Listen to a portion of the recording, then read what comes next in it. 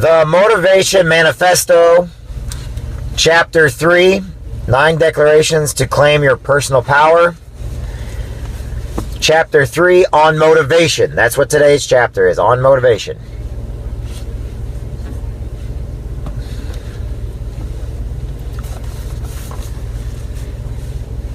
Hey everybody, my name is Jeffrey W. Jansen. We are on Chapter 3 of the Motivation Manifesto, the 9 Declarations to Claim Your Personal Power by Brendan Burchard. Okay, we're on Chapter 3. This one's called On Motivation. And here we go. Chapter 3 on motivation. If you want to build a ship, don't drum up people together to collect wood, and don't assign them tasks and work, but rather teach them to long for the endless immensity of the sea.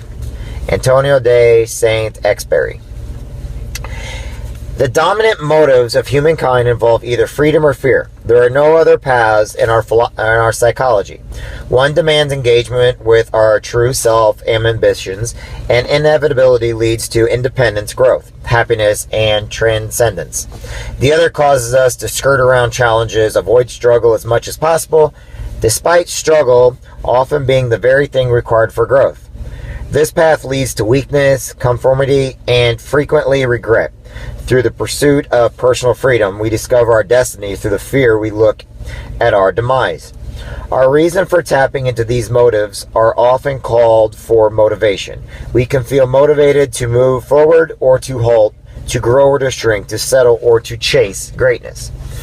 The actions we take in life are often based on whether our internal logic and impulses lean toward fear or freedom.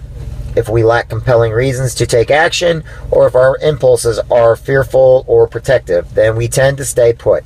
But if we have a strong list of reasons to move forward, and we've conditioned our impulses to support freedom, we are more likely to consistently advance our lives.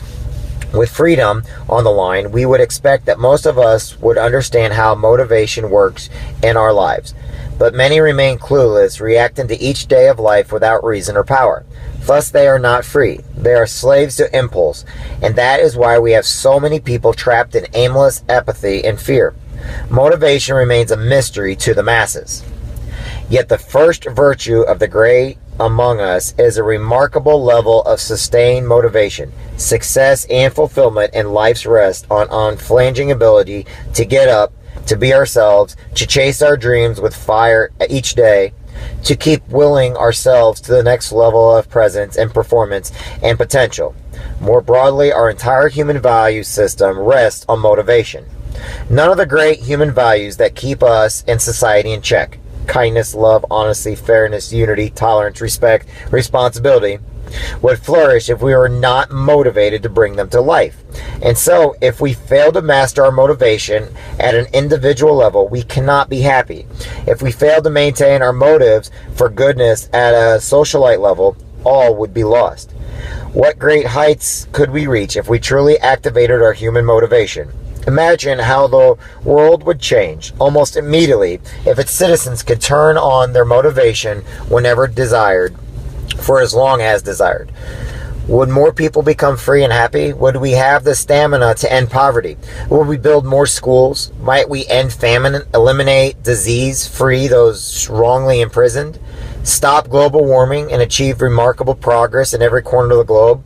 Would billions more see their dreams come true?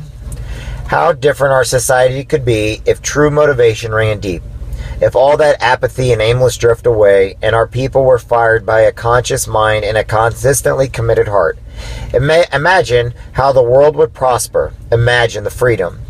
This is a reachable possibility because motivation is stunningly simple to figure out and act upon. And so let us begin that path by demystifying why we do what we do. The mother of motivation. Our first step is to understand motivation's root. Hold on, wait here.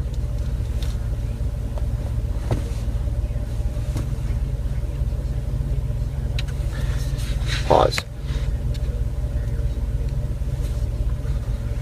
We are not, hold on, we're waiting for this to reconnect on my other one. I see it's getting hot again this year.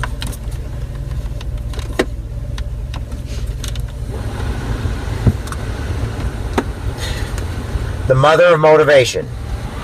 Our first step is to understand motivation's root. Get it? Our first step is to understand motivation's root. Motive, which means a reason for action. It's the why we do something to develop a motive for action. Our mind, with or without conscious guidance, filters through various thoughts, feelings, and experience, and chooses from them a set of reasons to do or not to do something. Our mind's clarity on and commitment to that choice dictates our level of motivation. If we are clear and committed, we will feel high levels of motivation. If we are unclear or uncommitted, motivation will be low. From this process comes a simple axiom. The mother of motivation is choice. Our mind chooses a reason for action, and it either a commitment to that choice or it did not. And thus we experience a high level of motivation or a low one. In this truth, we find our greatest personal power, the ability to take over our impulses and direct our minds to choose in commitments that will serve us. Simply, we can choose our aim and our reasons for that aim, and a continued focus on that aim will arouse the desire for action, which we sense as energy, a motivating power within. A hallmark of those who achieve greatness is the discovery that they can control the level of motivation they feel by better directing their own minds. This is true for other emotional breakthroughs as well. Enlightenment comes when we realize happiness is a choice, sadness is a choice, anger is a choice, love is a choice. Every state, emotion, and mood available to man can be generated at will in our mind. This realization is one of the most obvious guideposts on the path from adolescence to adulthood, from immaturity to maturity, from terror in life to transcendence. This is not to say that all people can or will choose their thoughts or emotions. A small percentage of the public does not have their faculties of health of mind. Clinical mood and mental disorders can prevent people from consciously directing their own thoughts and feelings on a conscious basis. Therapy and medication can help in such cases and should be sought. We must not discount the challenges faced those with real disorders and biological issues that prevent their progress in life. Though the vast swath... Okay.